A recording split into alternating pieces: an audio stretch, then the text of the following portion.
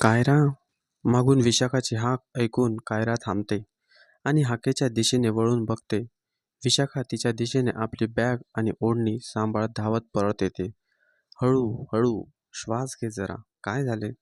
कायरा आपल्या नम्र आवाजात तिला विचारते. विशाखा आपली बॅग बाजूच्या बाकावर ठेवत आपला हात पुढे करते. Happy birthday. मला कॉलेजमध्ये सर्वात प्रथम तुला विश करायचे होते. कायरा गालात हसली आणि म्हणाली, थँक्यू. पण त्यासाठी इतकं धावपळ करत यायची काय गरज होती? गरज?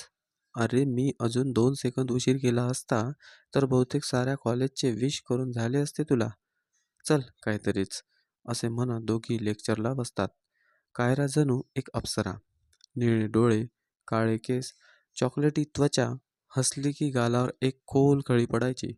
सहसा केस लांब असल्यामुळे वेणीत बांधून नसायचे, पण आज बर्थडे असल्यामुळे तिने केस मोकळे सोडले होते आणि त्या केसांच्या तालावर सारे कॉलेज दिवाने होते. पण कायरा कोणालाही भाव द्यायची नाही. तिचे विश्व वेगळेच होते. कॉलेज तर तिच्या मागे दिवाने होते, पण कायराची एकमात्र जिवलग मैत्रीण कॉलेजमध्ये, आणि ती म्हणजे विशाखा. मुंबईच्या प्रसिद्ध वाणिज्य कॉलेजात CAचा अभ्यास करत होती. मग आज किती वाजता पार्टी आहे घरी? पार्टी? कसली पार्टी? कायरा आश्चर्याने म्हणाली. बस का, बोलवायचे नाही तर तसे सांग ना. आज बर्थडे आहे, मग पार्टी तर असणारच ना. विशाखा डोळे मिचकावत म्हणाली. पण तिच्या त्या वाक्याने जणू कायराच्या चेहऱ्यावरचे हसूच हिरावून घेतले. विशाखा, तुला माहीत आहे ना, माझ्या बाबांना मी अजिबात आवडत नाही. मी काय गुन्हा केलाय मला माहीत नाही, पण आजपर्यंत त्यांनी मला प्रेमाने जवळ घेतलेले नाही आणि मला आठवतही नाही. नेहमी शाळेत पालकांना बोलवायचे, पण नेहमी आईच यायची. कधी बाबांनी मला त्यांच्या मुलीचा दर्जा दिलाच नाही. असे असताना ते माझ्या जन्माचा आनंद का मनवतील? तिचे वाक्य ऐकून विशाखाला वाईट वाटते. तिला काय बोलावे आता, असं मनात विचार करत असते. तेव्हा कायरा तिला पुढे म्हणते, तू काळजी करू नकोस. मला सवय झाली आहे याची आता. विशाखा तिला गालातल्या कोपरातून एक स्माईल देण्याचा प्रयत्न करते. कॉलेज संपल्यावर कायरा आपल्या स्कूटीवरून घरी जायला निघते. रस्त्यात बरीच गर्दी जमलेली दिसते, म्हणून ती गाडी बाजूला ठेवून बघायला जाते. तिथे एक 20-22 वर्षाचा तरुण रक्तबोंबाळ होऊन पडला असतो. कायराचा जीव काही राहवत नाही. ती सगळ्या गर्दीला चिरत त्याच्याजवळ जाते.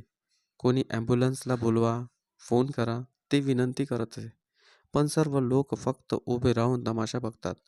कायराच शेवटी धावून एक ऑटो बोलवते आणि त्याला हॉस्पिटलला घेऊन जाते. हॉस्पिटलमध्ये इमर्जन्सी केस म्हणून त्याला लगेच ऑपरेशन करायला घेऊन जातात. बऱ्याच वेळांनी डॉक्टर बाहेर येतात. ते पेशंटचे नातेवाईक शोधत असतात. तेव्हा कायरा त्यांच्या पुढे जाते. तिच्या पिवळ्या रंगाचा घातलेला ड्रेस लाल झाला असतो. तुम्ही कोण पेशंटच्या? कोणी नाही. डॉक्टर, मला रस्त्यात त्याचा ॲक्सिडेंट झालेला दिसला. राहावले नाही म्हणून मी एका चांगल्या नागरिकाचे कर्तव्य म्हणून मी हॉस्पिटलला घेऊन आले. मला घरी जायला उशीर होत आहे, पण सिस्टर मला जाऊ देत नाहीत. पोलीस आल्यावर साक्ष देऊन जा म्हणतात. डॉक्टर तिला शांत व्हायला सांगतात. ठीक आहे, ठीक आहे, तुम्ही जाऊ शकता. आम्ही सांगेन पोलिसांना, तुम्ही घाबरू नका. कायरा त्यांचे आभार मानून निघू लागते. तेच मनात प्रश्न येऊन ती थांबते. वळून त्यांना विचारते, पेशंट कसे आहेत? डॉक्टर एक उस्कारा सोडत डोके नकारार्थी हलवून म्हणतात, त्यांच्या यकृतला खूप नुकसान झाले आहे. आम्ही त्यांना कोणी यकृतदाता मिळाला तरच वाचवू शकतो, आणि इतक्या लवकर यकृत मिळणे म्हणजे चमत्कारच होईल. आम्ही आमच्या परीने पूर्ण प्रयत्न करत आहोत. तुम्ही काही काळजी करू नका. निघा तुम्ही. ते तिच्या खांद्यावर थोपटत सांगतात. हे ऐकून कायरा निशब्द होऊन सुन्न होते. हॉस्पिटलच्या बेंचवर बसते. मग काय विचार करत ती डॉक्टरला हाक मारते. ते वळून बघतात. ती धावत त्यांच्याकडे जाते आणि विचारते, माझे यकृत चालेल का? बेटा, तू आणखी लहान आहेस. बरंच आयुष्य पडलं आहे तुझ्या पुढे. आम्ही बघतो काय करायचे ते. नाही डॉक्टर, तुम्ही माझे एक यकृत त्यांना देऊन टाका. तसंही मी एकावर जगू शकेल ना. तिचे ते वाक्य ऐकून डॉक्टरचे होश उडालेच.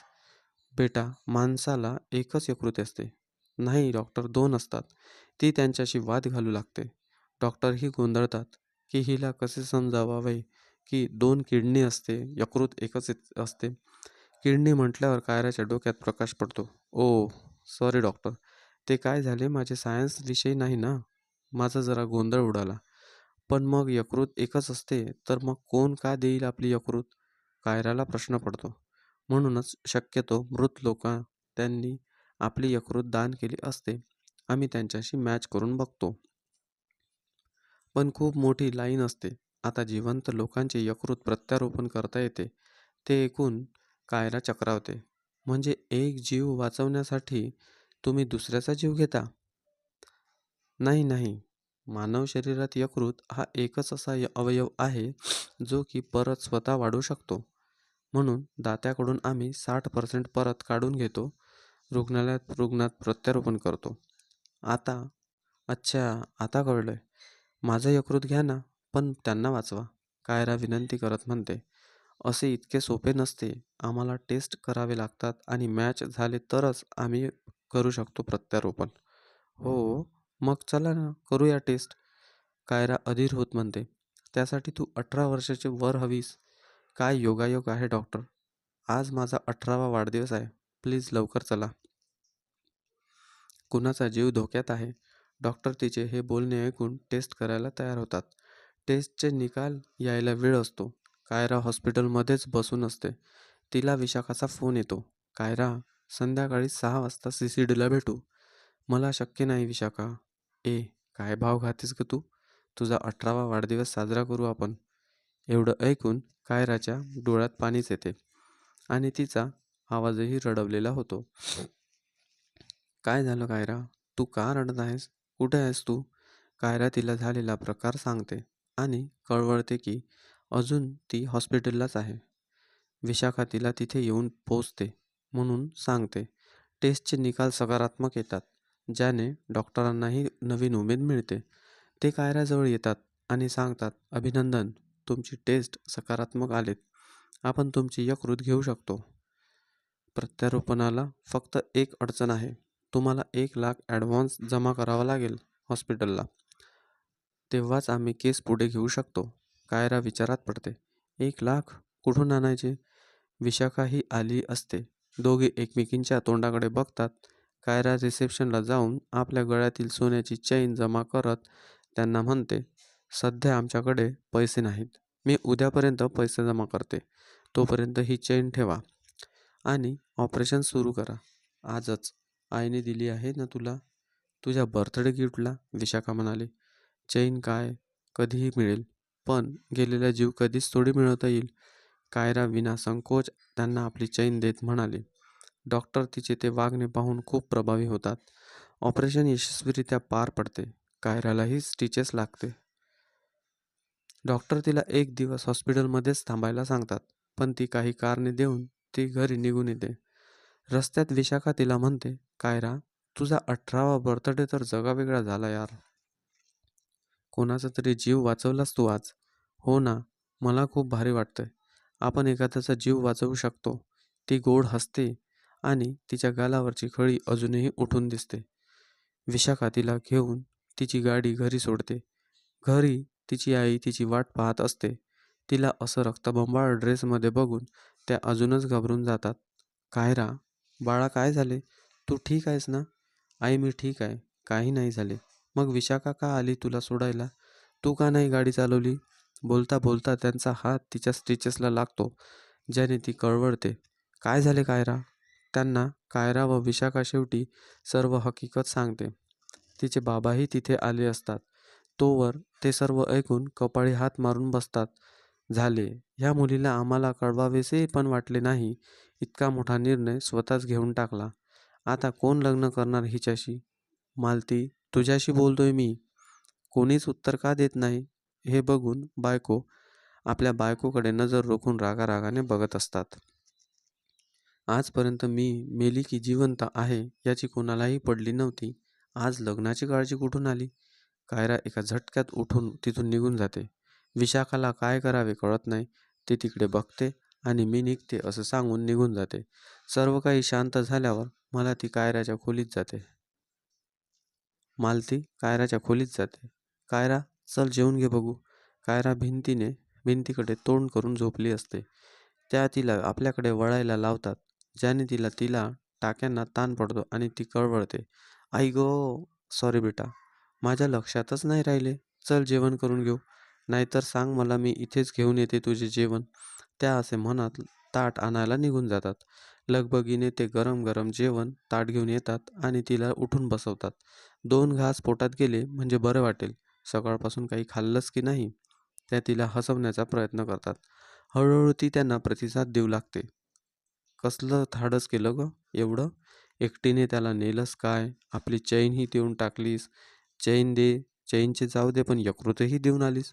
माहीत नाही आई, त्या क्षणी जे वाटते ते मी केलं. ठीक केले ना? तुझा निर्णय बरोबर होता बेटा. पण सोबतीला कोणी मोठे हवे होते. मला एक फोन तर करायचास. त्या विशाखाला काय समजते? तीही तुझ्या एवढीच ना? मी विशाखाला नाही बोलवले. तिचा फोन आला होता तेव्हा मी तिला सर्व सांगितले. मी किती काळजीत होते. तुझा फोनही लागत नव्हता. यापुढे काहीही असले तरी आईला सांगायचे. कळले कायरा? हो करत ती मान हलवते. त्या तिच्या कपाळाचे चुंबन घेत म्हणाल्या, झोप आता. हॅपी बर्थडे परत एकदा. 18वा लागला आणि तू आपले निर्णय स्वतः घेऊ लागली. त्या जाता जाता दार लोटून घेत म्हणाल्या. तिकडे डॉक्टर आदेशच्या घरी राहून राहून त्यांना कायराचा विचार येत होता. आपल्या खोलीत टेबल लॅम्प जवळ सिगरेट फुकत दिवसभर झालेल्या घटनांचा विचार करत बसले होते. कोणी इतकं निस्वार्थी कसं असू शकते?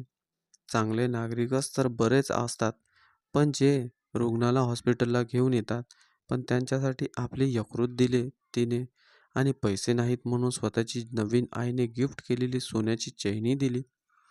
मानायला पाहिजे त्या मुलीच्या धाडसाला. खरे जिगरबाज आहे ती. आदेश स्वतःशीच विचार करण्यात मग्न होता. त्याला अचानक मनात एक विचार येतो. मी याच्यावर अभ्यास केला पाहिजे. माझ्या संशोधनात खूप मदत होईल हिचा DNA नमुना मिळवला पाहिजे. खूप मोठे युद्ध जिंकण्याचा आनंद त्याच्या चेहऱ्यावर येतो. दुसऱ्या दिवशी हॉस्पिटलमध्ये डॉक्टरला कायरा भेटते. आता कशी आहे तब्येत? हो, शुद्धीवर आलाय तो. त्याचे आईवडीलही कालच आलेत. जाऊन भेटू शकतेस तू त्याला. चल मी भेटवतो, असे म्हणत ते तिला घेऊन त्याच्या रूममध्ये येतात. डॉक्टरला बघून तो उठण्याचा प्रयत्न करू लागतो. नाही नाही, झोपून राहा मिस्टर करण. अरे बापरे, मी तुम्हाला यांच्याशी भेटवायला आलोय, असे म्हणत ते कायराला समोर करतात. त्यांचे ते शब्द ऐकून कायरा कावरी बावरी होते. मी फक्त माझे कर्तव्य केले डॉक्टर. करणचे आईबाबा कायराचे आभार मानतात. कायरा सगळ्यांचीच अनुमती घेऊन निघू लागते. तिला आदेश बाजूला घेऊन म्हणतात, कायरा, काल 1-2 टेस्ट करायच्या राहून गेल्या. ते ऐकून कायरा घाबरते. म्हणजे? घाबरायचे काही कारण नाही. ह्या टेस्ट ऑपरेशन नंतरच करायच्या असतात. मला तुझ्या रक्ताचा नमुना घ्यायचा आहे. आदेश तिला घेऊन जातो. असेच काही दिवस निघून जातात. करण पूर्णपणे बरा होतो. कायरा रोज त्याला भेटायला जायची. त्यामुळे दोघांची घनिष्ठ मैत्री होते. कायराच्या लक्षात येते की त्याला पेंटिंग करायला आवडते आणि त्यातच तो आपले करिअर करू इच्छित आहे. तो वेगवेगळ्या वयोगटातील मुलांसाठी क्लास घेतो. कॉलेज संपल्यानंतर दोघे भेटायचे आणि हळूहळू मैत्री प्रेमात बदलू लागली. दोघे एकमेकांना खूप प्रेम करत. येता जाताना नयनांनी भावनात्मक होत होते. आदेशच्या सिगरेटच्या व्यसनामुळे त्याची यकृत बिघडायला लागले. त्यालाही यकृत प्रत्यारोपणाची गरज पडते. डॉक्टर असल्यामुळे त्याला माहीत असते की यकृतदाता मिळणे किती कठीण आहे. अशा वेळी त्याला कायराची आठवण येते आणि त्याच्या लक्षात येते की त्यांनी त्याचे रक्ताचे नमुने ठेवून घेतले होते आपल्या संशोधनासाठी. दुसऱ्या दिवशी तो त्याचे आणि कायराचे रक्त रिपोर्ट टेस्टसाठी पाठवतो आणि आपल्या संशोधनासाठी कायराचा DNA करायला सांगतो आणि घरी लवकर निघून जातो. त्याने ज्या सिस्टरला टेस्ट करायला सांगितले असते, तिला वाटते DNA मॅच करायचा आहे. दुसऱ्या दिवशी टेस्टचे निकाल येतात आणि आदेशला धक्काच बसतो, कारण त्याचे आणि कायराचे DNA मॅच झाले असतात. कायरा माझी मुलगी आहे. 2 क्षण त्यांना काही कळेना. अशी धाडसी जिगरबाज मुलगी आपली मुलगी आहे हे त्यांना कळून आनंद होतो. मनात काही नसताना हे सत्य काढल्यावर ते तिचा पत्ता शोधून काढतात. काही ना काही कारणाने तिला फोन करून बोलू लागतात. कायराही त्यांची मदत व्हावी म्हणून होईल ते ते मदत करायची. असे बरेच दिवस सुरू राहते. आदेश तिला रोज न विसरता फोन करायचा. करण कधीही कायराशी बोलायचा तर ती आदेशबद्दल बोलायची. एक दिवस करणला राहवत नाही आणि तो आदेशच्या घरी जातो. आदेश खुर्चीत आराम करत बसला असतो. सिगरेट काही सोडली नसते. करणला बघून तो बिचकतो. करण रागातच असतो. डॉक्टर, तुमचे खूप उपकार आहेत माझ्यावर. तुम्ही मला जीवनदान दिले आहे. पण याचा अर्थ हा नाही की मी कायराला माझ्यापासून दूर होताना बघू शकेल. करण रागाने लाल झालेला असतो. तुमचे वय काय? तुम्ही तिच्या वडिलांच्या वयाचे आहात. काय चालले आहे तुमचे? का फोन करता तिला रोज? करणचे बोलणे ऐकून आदेशच्या डोळ्यात पाणीच येते. पण तो काहीच उलट उत्तर देऊ शकत नव्हता, बोलू शकत नव्हता. अहो, आता का शांत आहात? आदेशची काळजी घेणारी नर्स तिथे येते. ती म्हणते, तुम्ही काहीही आरोप लावणार आणि सर ऐकून घेणार का? काहीही नाही. विचारा त्यांना, कायराला का रोज फोन करतात? कायरा त्यांची मुलगी आहे. ती नर्स खुलासा करते. काय? ते ऐकून करण सुन्न पडतो. आदेश त्याला टेस्ट रिपोर्ट दाखवतो. काय बोलणार मी आता? पण तुम्ही हे टेस्ट केलेच कसे? सरांचे यकृत निकामी झाले आहे. त्यांना यकृत प्रत्यारोपण करावे लागणार आहे. तेव्हा त्यांना कायराची आठवण झाली म्हणून त्यांनी टेस्ट केले. तेव्हा त्यांना हे कळले.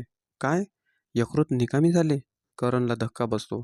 आपल्या मुलीला आता धोक्यात टाकायची त्यांची इच्छा नाही म्हणून ते स्वतः स्वइच्छेने मरण स्वीकारत आहे. अहो, काय बोलताय तुम्ही? कोणी दुसरी दाता मिळेल ना? करण हळवा होत म्हणाला. आधी सर, अहो, माझं यकृत कायरानेच दिलं आहे. तुम्ही तेही चालेल. हो ना, मी देतो तुम्हाला. माझे यकृत घ्या, असे म्हणत तो त्या नर्सला आपले रक्ताचे नमुने घ्यायला लावतो आणि सांगतो, मी उद्या येतो, आपण प्रत्यारोपण करून टाकू. तुम्हाला लावासाठी काय टेस्ट करायचे आहे ते तुम्ही करून घ्या. ठरल्याप्रमाणे करण हॉस्पिटलला जातो आणि यकृत प्रत्यारोपणाचे ऑपरेशन यशस्वी होते. कायरालाही जेव्हा कळते करण हॉस्पिटलला आहे, ती त्याला भेटायला जाते आणि तिला तेव्हा कळते की त्याने आदेशला आपले यकृत दिले आहे. तिचा पूर्ण गोंधळ उडालेला असतो. आदेश तिच्याशी रोज बोलायचा, पण त्याने तिला का सांगितले नाही की तो का आजारी आहे आणि त्याने करणलाही सांगितले. करणकडेही तिचे यकृत होते. मग मला का नाही सांगितले? करण तिला आपल्याजवळ बोलावतो. तो तिला सर्व हकीकत सांगतो. कायराचे डोके गरगर करायला लागते. ती पाणी पिते. म्हणजे आदेश माझे बाबा आहेत. खरे बाबा? हो. कायराचे तेव्हा लक्षात येते की का तिचे बाबा तिच्याशी कधी नाही करू शकले. त्यांना तिला पाहिले की आपल्या पत्नीने केलेला विश्वासघात आठवत असेल. तरी त्यांनी आपल्याला त्यांच्या घरी ठेवले. लाड नाही केले, पण घराबाहेरही नाही काढले. नकळत तिच्या डोळ्यातून अश्रू वाहू लागतात आणि तिचे पाऊल घराकडे वळतात. आज ती आपल्या बाबांना वेगळ्याच नजरेने बघत होती. ती जाऊन त्यांना बिलगू लागते. ते तिला आपल्यापासून दूर करतात. पण आज कायरा त्यांचे हे वागणे समजू शकत होती. आदेशला हॉस्पिटलमधून घरी घेऊन जातात. कायरा त्यांची दिवस-रात्र काळजी घेते. ती त्यांना तिच्या आणि करणबद्दल सर्व सांगते. तू त्याला सांगितलेस का? तू त्याच्यावर प्रेम करतेस म्हणून? सांगायची काय गरज आहे? त्याला कळत नाही का? माझ्या डोळ्यात दिसत नाही का? त्यालाही त्याच्यासाठीचे प्रेम पण काही गोष्टी बोलून व्यक्त करणे चांगले असते बेटा. कधी कधी धोकादायक ठरू शकतो. ठीक आहे, सांगेन त्याला. कधी? तुम्ही तर असे अधीर होताय बाबा. कायरा लाजत लाजत तिथून निघून जाते.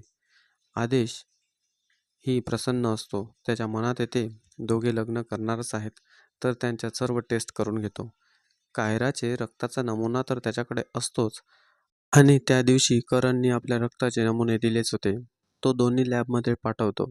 जेव्हा टेस्टचे रिपोर्ट येतात, आदेशला ते पाहून डोळ्यापुढे गिरकी येते. त्याला आपण काय बघतोय यावर विश्वासच बसत नाही. तो परत परत रिपोर्ट वाचतो. लॅबमध्ये फोन लावतो. त्यांच्याकडून काही चूक झाली का त्यांची खात्री करून घेतो. पण कुठेच घोळ झाल्याचा लवलेशही नसतो. तो लगबगीने करणला फोन लावतो.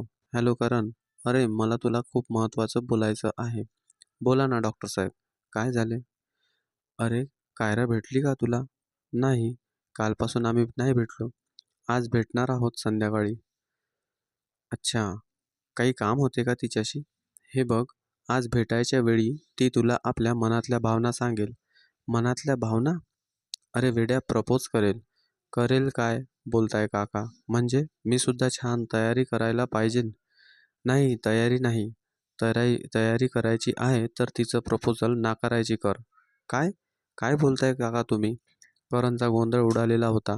पण त्याला जेव्हा सत्य कळते, त्याच्या हृदयाचे 2 तुकडे होऊन जातात. ठरल्याप्रमाणे दोघे संध्याकाळी सीसीडीमध्ये भेटतात. करण पहिल्यापासून तिथे आलेला असतो. तोपर्यंत कोपऱ्यातील जागा घेऊन घेतो. कायरा येते तेव्हा तिच्या हातात एक मोठी भेटवस्तू असते आणि पिवळ्या गुलाबाच्या फुलांचा गुलदस्ता असतो. मला ना आज तुला खूप एक महत्त्वाचं बोलायचं आहे. कायरा अधीर होत म्हणते. त्याला आपल्या हातातली भेटवस्तू देते. काय आहे हे करण? काही माहीत नसल्याचा आनंद म्हणाला. तर उघड तर आधी. करण ते उघडतो.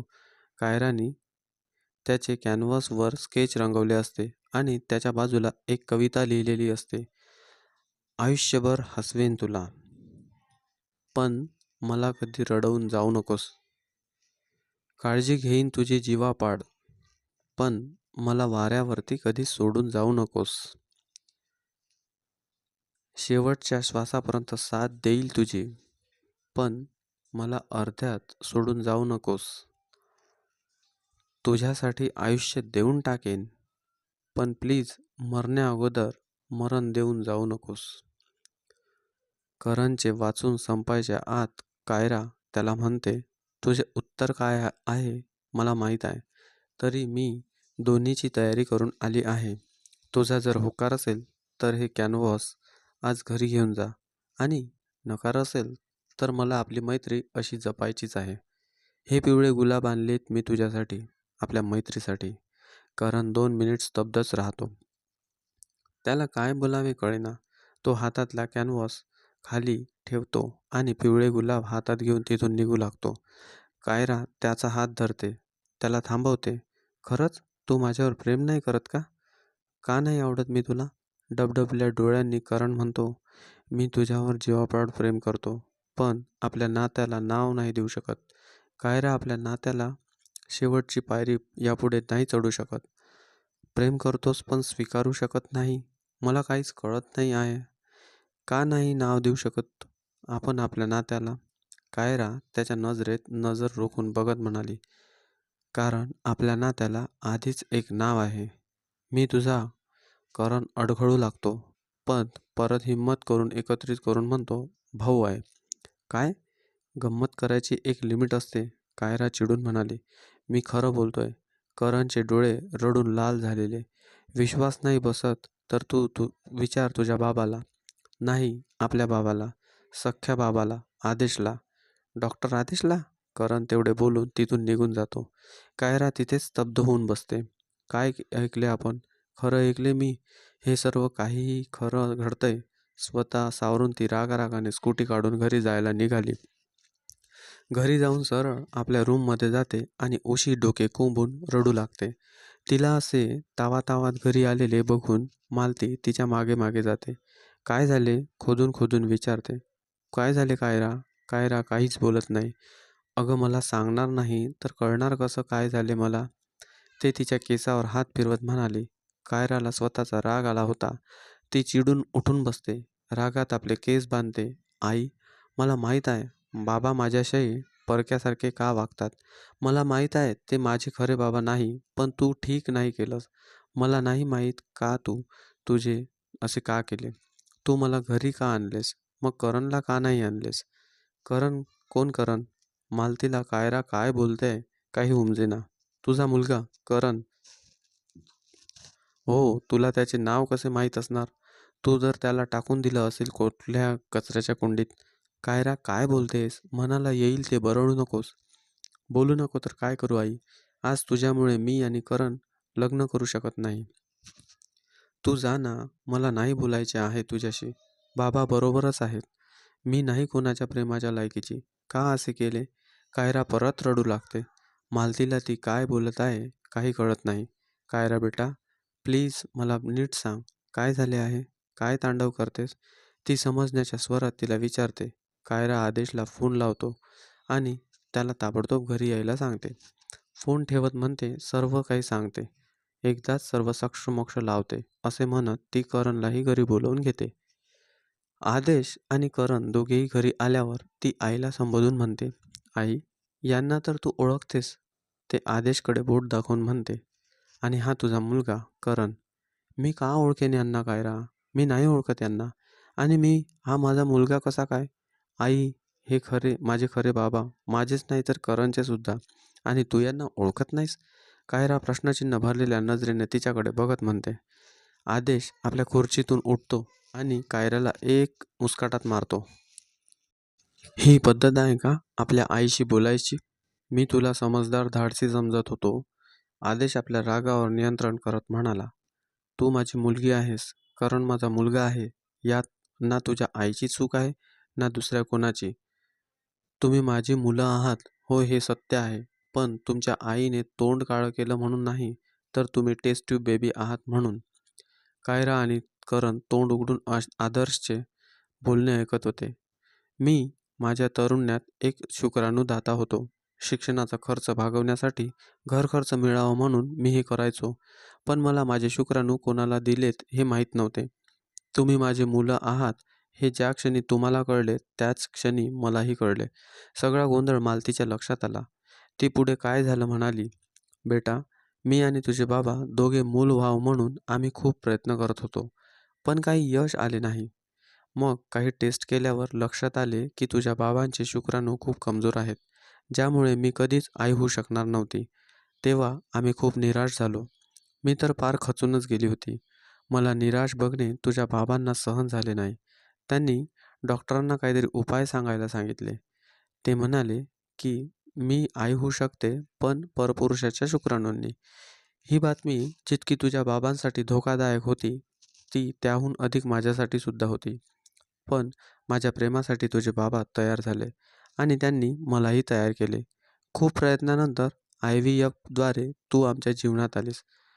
तुझे बाबाही आधी खूप खुश होते, पण समाजाने त्यांना टोमणे मारणे थांबवले नाही, ज्याने ते खचून गेले. आणि कधी तुझ्या प्रेमासाठीचं प्रेम तिरस्कारात रूपांतर झालं त्यांनाही कळले नाही. मालतीच्या डोळ्यात पाणी आले. सर्व सत्य काढल्यानंतर सर्व शांत होते. कायरा आईजवळ जात तिचा हात आपल्या हातात घेते आणि म्हणते, आई, मला माफ कर. तू मला या जगात आणण्यासाठी, माझ्यावर प्रेम करण्यासाठी इतके कष्ट घेतले आणि मी तुला समजू नाही शकले. रागात येऊन मी काय काय नाही तो विचार करत बसले आणि तुला काय काय अभद्र बोलून बसले. मालती तिला आपल्या कुशीत घेते आणि दोघे मन मोकळे करतात. मन भरून रडून झाल्यावर कायरा करणकडे वळते. आपल्या नशिबात एक व्हायचे नव्हते लिहिले वाटते करण. आपल्या नशिबात होते तुझे बाबा, एक नाव. तुझे माझे एक नाव बाबाचे. करण तिच्याकडे बघतो. असे म्हणत निघून जातो.